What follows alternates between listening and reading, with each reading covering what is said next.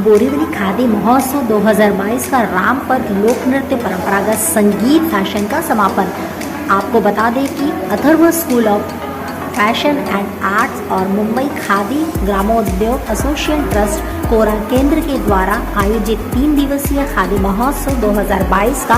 रंगारंग समापन बोरीवली स्थित कोरा केंद्र ग्राउंड में हुआ। इस अवसर पर बोरीवली के विधायक सुनील राणे और वर्षा राणे उपस्थित थे। बोरीवली खादी महोत्सव के समापन का सबसे आकर्षक कार्यक्रम 3 दिन फैशन शो में रैंप पर आधुनिक डिजाइन के साथ ही देश की कई पारंपरिक नृत्य और संगीत जैसे असम, मराठी, गुजराती और अन्य लोकगीत व लोक संगीत की प्रस्तुति को दर्शकों ने बहुत पसंद किया। खादी महोत्सव में पूरे देश से कई प्रमुख कलाकारों ने स्टॉल में खादी वस्त्रों के साथ अन्य कला शिल्प का प्रदर्शन किया। खादी महोत्सव 2022 के समापन पर सुनील राणे ने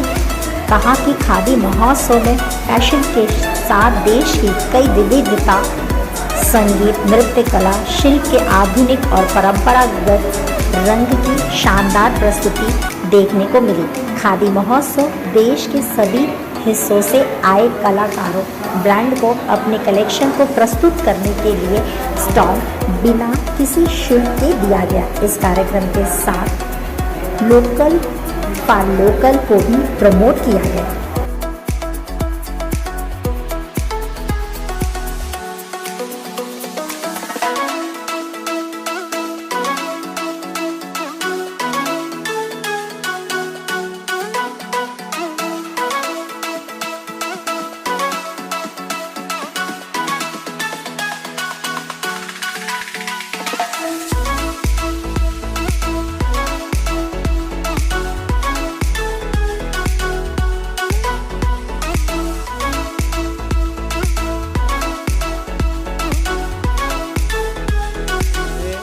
आदरणीय प्रधानमंत्री श्री नरेंद्र मोदी जी का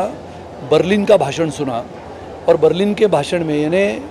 अपने देश के प्रधानमंत्री जर्मनी जाने के पश्चात जो उनका भाषण हुआ,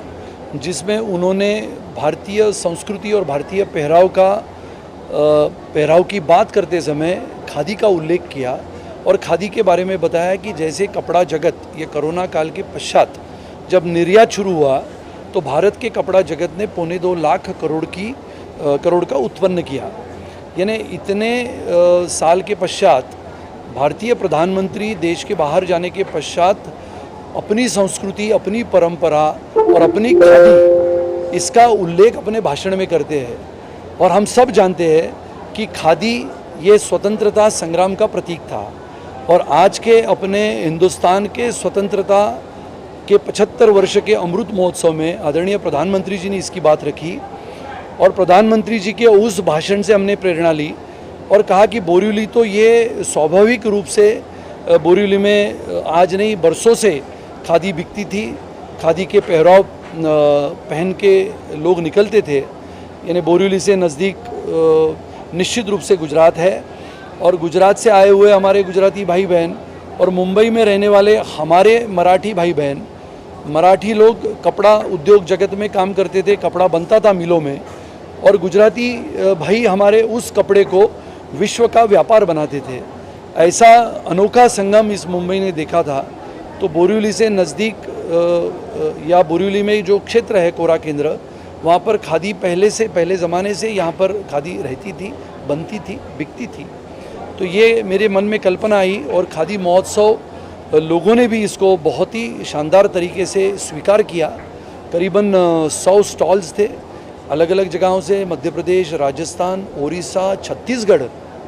यहाँ से लोग आए थे, बुनकर आए थे, काश्तकर आए थे, जिन्होंने अपने अपने कला संग्रह के वस्तुएं, अपने अपने खादी के कपड़े यहाँ पर लगाए थे। और मैं उन सभी लोगों का शुक्रगुजार हूँ, विशेष रूप से कोरा केंद्र ट्रस्ट का भी शुक्रगुजार हूँ, जिन्होंने हमारे इन स्टॉल धारकों से 1 रुपया की भी कीमत नहीं ली। और ये अनोखा ऐसा खादी महोत्सव था। मुझे लगता है पुनः एक बार हम आदरणीय प्रधानमंत्री जी को धन्यवाद देते हैं।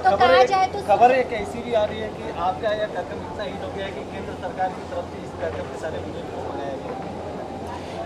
अच्छी बात है, क्योंकि जैसे मैंने कहा कि खादी का निश्चित रूप से प्रचार और प्रसार हो,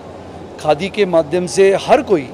जो आदरणीय प्रधानमंत्री जी की बात थी कि हर भारतीय के घर में, हर भारतीय के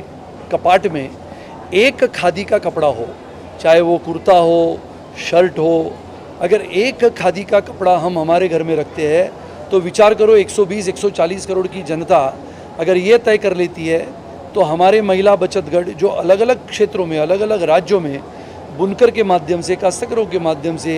ये कपड़ा बनाने का काम करते हैं, उनको कितना कारोबार का लाभ होगा और कितने लोगों को रोज़गार मिलेगा। इसके लिए निश्चित रूप से स्वदेशी अपनाओ, जिसके साथ खादी का उपयोग हम सब ने करने की आवश्यकता है। ये खादी महोत्सव स्वदेशी के साथ साथ मेक इन इंडिया, जिसका कार्यक्रम पूरे देश भर में चलता है, इसके लिए हमने इसका प्रचार और प्रसार किया। सुनील जी, फैशन से किस तरह से आप जुड़े, जिस तरह से आज हमने यहाँ पे रैम्प वॉक देखा जिसमें खादी से बने हुए एक से एक डिज़ाइन हमें देखने को मिली और यहाँ पे फैशन डिज़ाइनर है, तो किस तरह से देखते हैं उनके फैशन को और खादी में इतने सारे फैशन आज जो आपने इस स्टेज के माध्यम से लोगों के सामने पेश किया। आप सभी ने देखा होगा कि न बल्कि सिर्फ फैशन डिज़ाइनर्स तो लंबे समय तक फैशन इंडस्ट्री में रहते हैं।